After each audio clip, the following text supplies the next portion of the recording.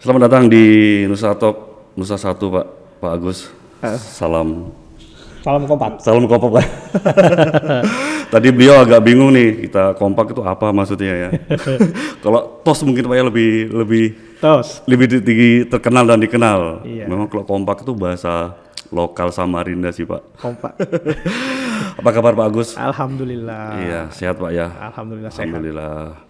Pak Agus ini kepala apa nyebut apa? Kepala kantor Pak ya? Kepala kantor cabang. Kepala Kantor Cabang Samarinda BPJS Ketenagakerjaan. Baik, kita beberapa puluh menit ke depan akan bahas apa sih Pak BPJS Ketenagakerjaan, hak-hak apa saja sih yang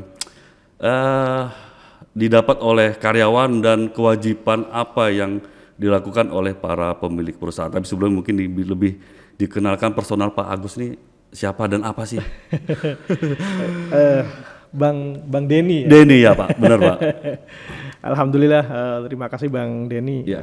Kami sudah diundang di acara ini. Ya. Jadi melalui forum inilah forum yang sebenarnya kami tunggu-tunggu. Siap. Jadi salah satu amanah di Undang-Undang 24 2011 tentang Badan Penyelenggara Jaminan Sosial, kami punya kewajiban mensosialisasikan. Oh, Nah, ini adalah bentuk yang kami harapkan.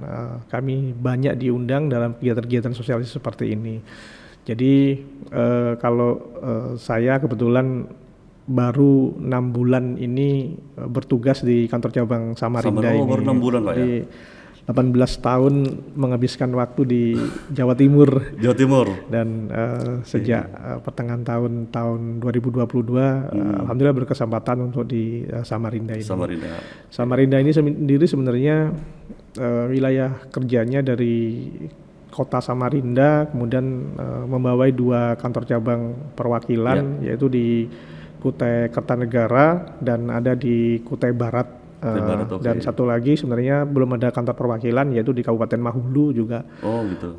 Merupakan wilayah kerja kita di Samarinda ini. Oke, Mahulu.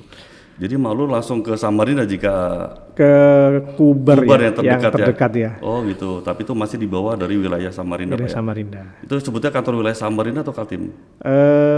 Kami kantor cabang Samarinda. Kantor cabang Samarinda. Dan kalau di Kaltim Kalimantan Timur sendiri itu ada 4 kantor cabang.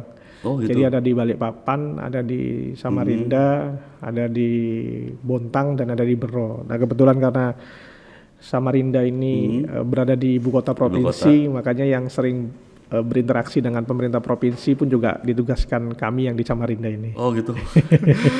Oke, baik. Apa sih Pak BPJS Ketenagakerjaan nih? Ngapain sih? Kenapa harus ada BPJS Ketenagakerjaan? Iya. BPJS ini sebenarnya lahir di undang-undang yang sama, yaitu Undang-Undang 24 tahun 2011 tentang BPJS, Badan Penyelenggara Jaminan Sosial. Dan di undang-undang itu telah ditetapkan bahwa untuk menyelenggarakan jaminan sosial itu dibentuk 2 badan, yaitu yang pertama BPJS Kesehatan dan yang kedua BPJS Ketenagakerjaan. Mungkin di luar sana masih banyak yang familiar dengan BPJS Kesehatan. Iya. Jadi kalau penyebutan itu kadang-kadang tidak lengkap, selalu menyebutkannya BPJS. Nah, kalau tidak disebutkan BPJS secara lengkap, maka kadang-kadang di lapangan juga terjadi kerancuan. Ini sebenarnya masuk ke BPJS Kesehatan atau BPJS Ketenagakerjaan. Dari undang-undang itu sendiri diamanahkan BPJS Kesehatan itu diberikan amanah untuk menyelenggarakan program jaminan kesehatan. Jadi yang sering disebut dengan JKN mungkin programnya JKN. Jaminan Kesehatan Nasional. Itu sama dengan BPJS Kesehatan? Berbeda. Beda lagi Pak ya? Oke, baik. Karena kita juga berada di kantor yang direksi yang berbeda juga manajemen. Jadi kantornya pun juga tidak jadi satu, berbeda lah. Sedangkan di BPJS Ketenagakerjaan diamanai saat itu menyelenggarakan 4 program. Yaitu jaminan kecelakaan kerja, jaminan kematian, kemudian jaminan hari tua dan jaminan pensiun saat itu. Kenapa saya bilang saat itu? Karena saat ini programnya sudah ditambah lagi. Bertambah lagi Pak ya? Menjadi program yang kelima yaitu jaminan kehilangan pekerjaan. Wow. Sehingga total sebenarnya jaminan dasar Iya, iya. yang seharusnya dimiliki pekerja itu sudah ada 6. Yaitu yang pertama jaminan kesehatan yang diselenggarakan oleh BPJS Kesehatan, dan 5 jaminan lagi yang diselenggarakan oleh BPJS Tenagakerjaan. Dan ini sebenarnya ketika include seharusnya secara konsep sudah lengkap, ada 6 jaminan dasar 6 yang jaminan. sudah dimiliki oleh pekerja. Lah bedanya juga, salah satunya juga yang membedakan apa sih kesehatan dengan ketenagakerjaan, dari namanya saja sudah bisa kita bedakan. Kalau kesehatan ini diperuntukkan untuk seluruh warga negara Indonesia. Oh, iya. Jadi iya. bayi saja itu bisa untuk menjadi peserta BPJS Kesehatan. Oh, baik. Kan sering peserta BPJS Kesehatan siapa, yaitu dan keluarganya kan seperti itu. Nah kalau ketenagakerjaan sama, seluruh warga negara Indonesia tapi yang berstatus sebagai pekerja. Bekerja Pak, itu yang membedakan Pak ya. Jadi biasanya lazimnya dimulai dari usia 17 tahun gitu sampai di usia pensiun ya, di usia 65 tahun. Jadi sama-sama untuk seluruh warga negara Indonesia. Bedanya kami untuk khusus yang pekerja, bukan untuk yang bayi atau belum di situ gitu. Termasuk di undang-undang itu sendiri juga orang asing pun, warga negara asing yang telah bekerja minimal 6 bulan berturut-turut pun juga wajib menjadi peserta BPJS Ketenagakerjaan. Oh. Iya, yang menarik ini Pak, tadi kan ada yang terakhir, manfaat terakhir yang jaminan kehilangan pekerjaan. Saya juga baru dengar itu Pak. Apa ini Pak? Seperti apa mungkin konteksnya jaminan kehilangan pekerjaan? Apakah kamu kerja di BPJS Ketenagakerjaan nih setelah nggak kerja? Atau gimana?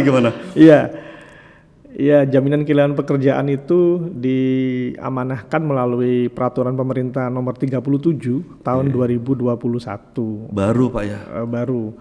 Jadi dan jaminan kehilangan pekerjaan sendiri itu efektif kita mulai melakukan pembayaran di tahun 2022 di sekitar di bulan Februari. Apa sih jaminan kehilangan pekerjaan itu? Itu adalah program kelima yang diamanahkan kepada BPJS Ketenagakerjaan. Yang menarik adalah program ini tidak berbayar iurannya. Oh gitu. Jadi merupakan satu penghargaan ya bahasanya. Jadi kepada perusahaan-perusahaan yang tertib iuran dan kemudian mendaftarkan pada 4 program pada skala usaha besar menengah, dia sudah mengikuti 4 program, maka diberikan program yang kelima yaitu jaminan kehilangan pekerjaan. Jadi kalau perusahaan-perusahaan yang belum mengikuti 4 program sebelumnya, jadi masih belum ikut jaminan pensiun misalkan, jadi masih ikut kecelakaan kerja, kematian dan tabungan hari tua, maka belum bisa untuk mendapatkan di jaminan kehilangan pekerjaan ini. Nah, kurang lebih kalau secara kewajiban iuran itu sebenarnya angkanya 0,46% dari upah.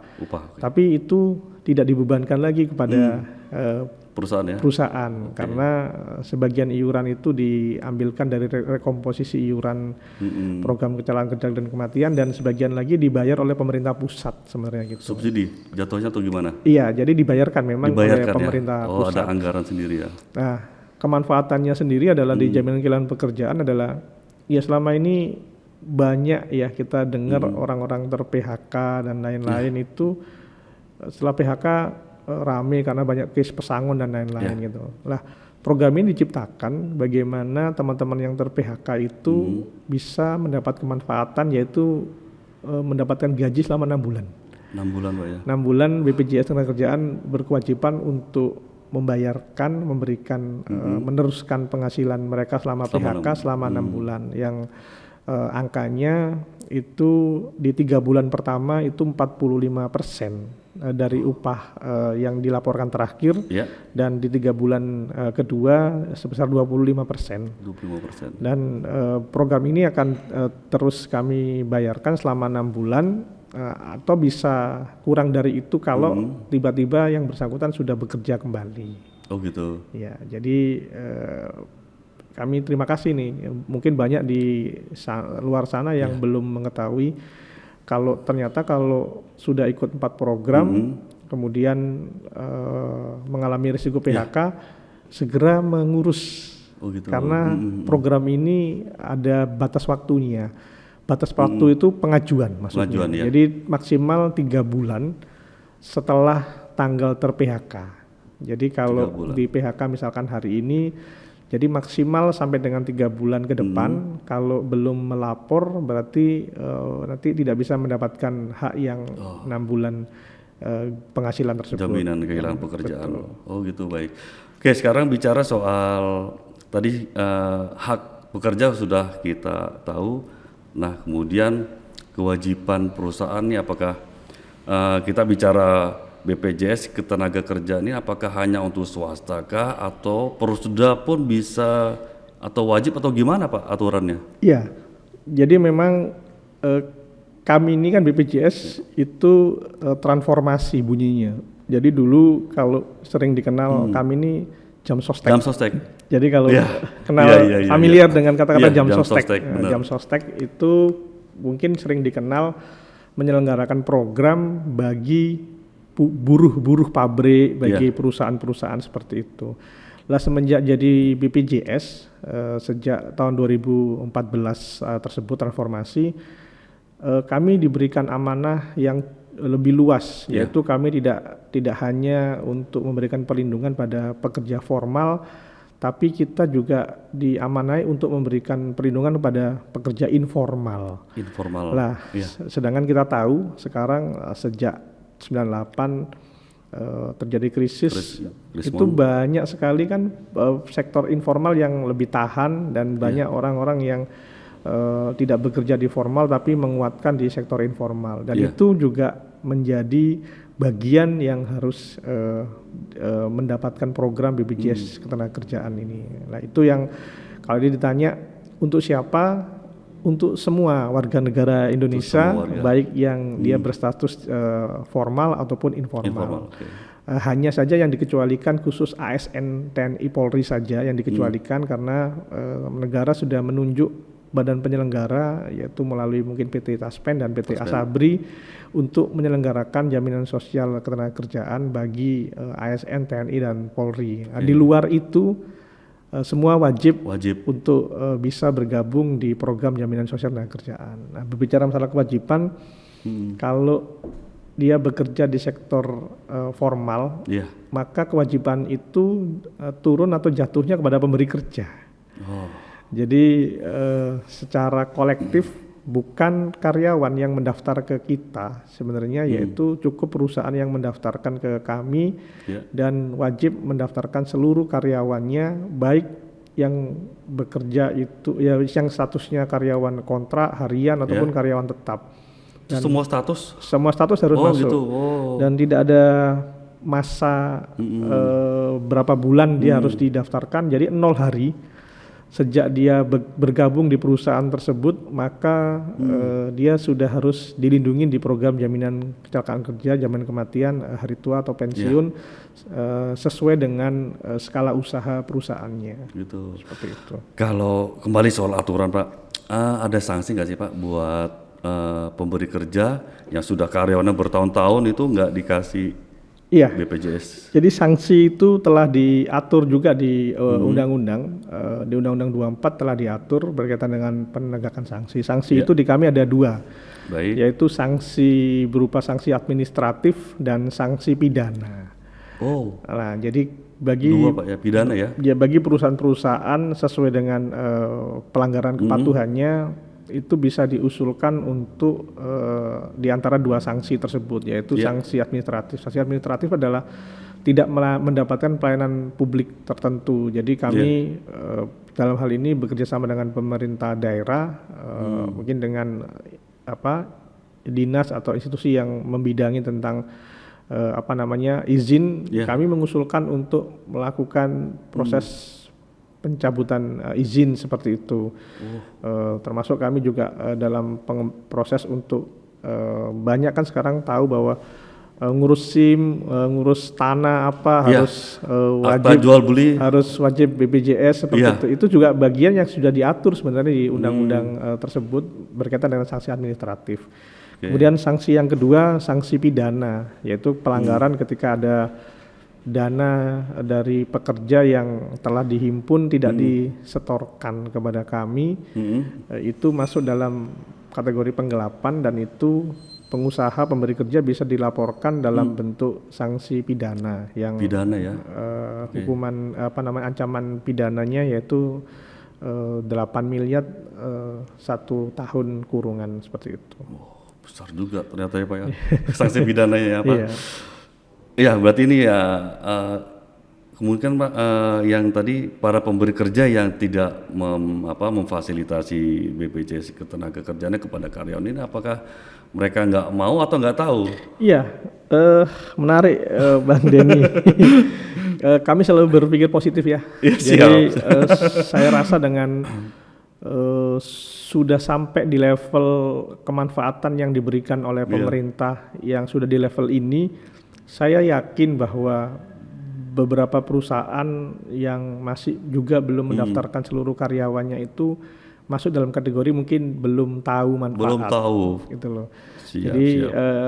Hari ini sosialisasi di sini ini mungkin kita bisa anggap sebagai bagian untuk terus memberikan informasi bagaimana sih sebenarnya manfaat apa sih yang akan didapat ketika sudah bergabung di program BPJS Ketenagakerjaan. Karena kalau di aturannya selain tadi yang saya sampaikan ada sanksi-sanksi tersebut, seluruh kewajiban yang seharusnya dibayar BPJS Ketenagakerjaan ketika tidak didaftarkan di sini akan beralih kepada kewajiban pemberi kerja.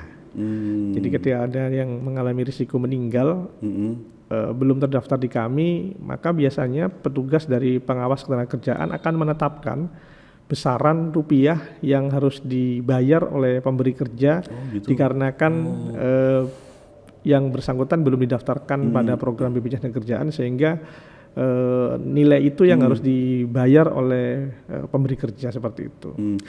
Artinya Pak, misalkan seorang karyawan sudah sekian bulan taruhlah atau sekian tahun ternyata belum juga di cover oleh BPJS Ketenagakerjaan, apakah yang bersangkutan bisa lapor ke pihak BPJS? Bisa.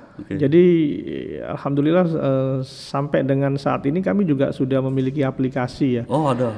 Aplikasi ini kita sebut dengan JMO, jadi Jamsostek Mobile. Jadi bisa di-download di Play Store ya. Play Store, di iPhone ataupun Android. Aplikasi ini juga disediakan cukup lengkap sebenarnya. Jadi bisa melakukan pendaftaran, kemudian bisa melakukan proses pengaduan, dan juga bisa melakukan proses cek apapun yang diinginkan, dan yang terakhir bisa digunakan juga untuk mengajukan klaim. Dari aplikasi tersebut sudah cukup lengkap sebenarnya. Jadi kami juga dalam kesempatan yang baik ini ingin ya semua yang belum segera menginstal Jamsostek Mobile tersebut, GMO atau JMO Pak ya? JMO. Tujuannya apa? Selama ini yang dimaksud pelanggaran itu tidak hanya belum didaftarkan, tapi ketika yang bersangkutan itu dilaporkan upahnya tidak sesuai dengan yang seharusnya pun juga bisa dilaporkan di situ. Karena potongannya 45% Pak ya? Bukan potongan, apa sih maksudnya, iuran yang wajib diberikan pemberi kerja. Jadi kemanfaatan di kami ini sebagian besar memang didasarkan pada upah yang dilaporkan. Jadi ketika ada ketidaksesuaian upah yang dilaporkan, maka berdampak pada benar, pasti kemanfaatan yang akan diterima pekerja gitu. Oke Pak, sekarang sih berapa banyak sih peserta BPJS di Kaltim? Iya, saya kalau ini harus lihat datanya. Data Pak ya, oke. Sudah bawa contekan sendiri. Jadi memang secara total kalau kita bicara semesta ya, jadi total coverage kita sebutnya coverage. Total di Kalimantan Timur ini baik sektor formal ataupun informal itu target dari data BPS atau yang Bappenas yang ada itu sebanyak hampir 1 juta sekian ya. Jadi, nah kemudian kalau coverage-nya di kami Kemudian kalau di Samarinda ini memang belum Iya. optimal. Jadi kalau di Samarinda ini masih di angka 34%. 30% dari Jadi 308.000 iya. yang baik sektor formal maupun informal yang harus dilindungin itu kalau di kota Samarinda ini masih 107.000. Jadi masih 34%. Nah ini juga masih banyak PR-nya di Samarinda. Yang tertinggi memang kalau menurut data ini coverage masih di kota Bontang yaitu 71% gitu loh. Nah, sedangkan selanjutnya ada di Kabupaten Pasir, kemudian Kota Kertanegara dan seperti itu. Nah, ini menjadi PR buat kita bersama bagaimana dengan pemerintah daerah juga bersinergi bagaimana meningkatkan terus angka-angka coverage kepesertaan ini. Iya. Pak, waktu rame-ramenya COVID itu kan 2021. 2021. Itu kan juga banyak PHK, Pak. Saya lihat juga kantor BPJS Ketenagakerjaan tuh antri, Pak. Itu berapa nilai klaim yang atau mereka ngapain sih di situ, Pak? Iya. Jadi memang sebagian besar ada 2 jaminan biasanya yang kita bayarkan di periode itu, yaitu jaminan yang pertama jaminan kematian. Jadi ya kita tahu lah di kondisi itu banyak yang mengalami risiko meninggal dunia sehingga banyak sekali ahli waris juga yang mengajukan untuk proses untuk jaminan kematian. Yang kedua juga banyak juga yang terjadi kondisi PHK. Sehingga kami berkewajiban untuk mengembalikan seluruh tabungan yang dibayarkan oleh perusahaan dan pekerja secara bersama-sama selama periode menjadi peserta, kami akan kembalikan seluruhnya. Jadi menurut data di kami di tahun 2022 ini kalau saya lihat di data itu 301 miliar itu kami bayarkan di tahun 2022 kemarin, yaitu 2022, meliputin ada tabungan hari tua itu sebanyak 248 miliar yang kami kembalikan kepada 18.514 peserta. Kemudian di posisi yang kedua kami juga membayarkan nilainya untuk kasus-kasus kecelakaan kerja. Jadi ke seluruh tagihan rumah sakit itu kami juga di Samarinda ini membayarkan kurang lebih di angka 29 miliar. 29 untuk miliar. Kecelakaan kerja. Kemudian untuk klaim meninggal dunia itu kalau di 2022 kemarin ada 630 kasus dengan total 15 miliar dan sisanya di jaminan pensiun dan jaminan kehilangan pekerjaan. Nah, yang menarik juga kami juga membayarkan beasiswa anak. Jadi kalau di tahun 2022 kemarin 421 putra putri yang kami berikan beasiswa dengan nilai total sebesar 2,3 miliar yang kami bayarkan. Nah, beasiswa ini sendiri sebenarnya sudah ada, ditingkatkan kemanfaatannya sejak Desember 2019, Mas. Iya. Jadi dulu belum ada program ini. Jadi beasiswa ini, Pak ya? Beasiswa itu bagaimana sih beasiswa itu? Beasiswa itu adalah kemanfaatan yang didapatkan ketika seorang pekerja itu mengalami risiko meninggal karena kecelakaan kerja dan tidak perlu menunggu harus berapa bulan kepesertaan walaupun baru ikut 1 minggu terjadi risiko kecelakaan kerja. Jadi selain kami harus memberikan santunan kepada ahli waris, kami juga diwajibkan untuk mensekolahkan melalui program beasiswa ini putra-putri almarhum dari jenjang TK sampai kuliah. Sampai selesai, Pak ya? Dengan angka S1 sampai S3? Sampai S1. S1, Pak ya? Dengan, jadi kalau secara berjenjang ya, jadi kalau TK atau SD itu 1,5 juta per tahun untuk 2 orang putra atau putri. Kemudian di jenjang SMP itu meningkat menjadi 2 juta per tahun.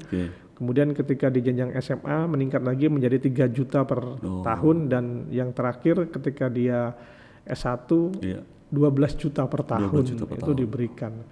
Dengan Membantu sekali Pak ya. dengan ya kami pikir, dan ini tadi tidak hanya diberikan kepada sektor formal, Oh, gitu. sektor informal saja. juga. Jadi kalau merasa sebagai pedagang, merasa sebagai ojek online, merasa sebagai petani ataupun nelayan, seharusnya bisa ikut Program ini Pak ya. bisa mendapatkan program-program seperti ini. Seperti itu. Pak, tadi kan begitu banyak angka-angka yang keluar oleh yang dibayarkan oleh BPJS Ketenagakerjaan. Itu rugi nggak sih Pak BPJS? Iya. Jadi memang ini adalah konsep negara hadir, Mas. Iya. Ada konsep negara. Benar. Ketika konsep negara hadir, Ya. yang diamanahkan ke kami ini bukan pada membandingkan jumlah iuran dengan jumlah klaim yang kami bayarkan. Iya. Tapi bagaimana benar-benar jaminan yang kami bayarkan angka-angka ini bisa membuat mengangkat angka-angka potensi kemiskinan. Iya. Jadi ketika orang pemberi kerja meninggal, kemudian terjadi potensi kemiskinan baru karena pemberi kerjanya meninggal. Dengan angka-angka ini bisa menjadi semacam penyangga, buffer gitu supaya yang bersangkutan keluarga yang bersangkutan tidak jatuh miskin. Kemudian ada potensi juga ketika pemberi kerja itu meninggal, anak almarhum menjadi putus sekolah. Dengan adanya program beasiswa ini juga menjadi penunjang bahwa tidak ada lagi case putus sekolah yang diakibatkan pemberi kerja meninggal dunia. Yang terakhir, bagaimana ketika seseorang itu mengalami PHK atau pensiun? Biasanya tabungan juga ada yang bisa nabung, enggak? Lah dengan adanya JHT yang kami kembalikan, ini minimal juga bisa menggerakkan ekonomi. Nah, kalau nilainya tadi kita lihat juga cukup besar nilai JHT yang kami bayarkan. Kalau mereka beralih dari sektor formal kemudian menjadi informal, jadi modal bisa harusnya. Modal usaha Pak ya, benar-benar. Baik Pak, kita di sesi pertama jeda dulu Pak, kita minum dulu kopi dari Red Coffee. Kita jumpa lagi, kita rehat sejenak. Monggo Pak, minum Pak.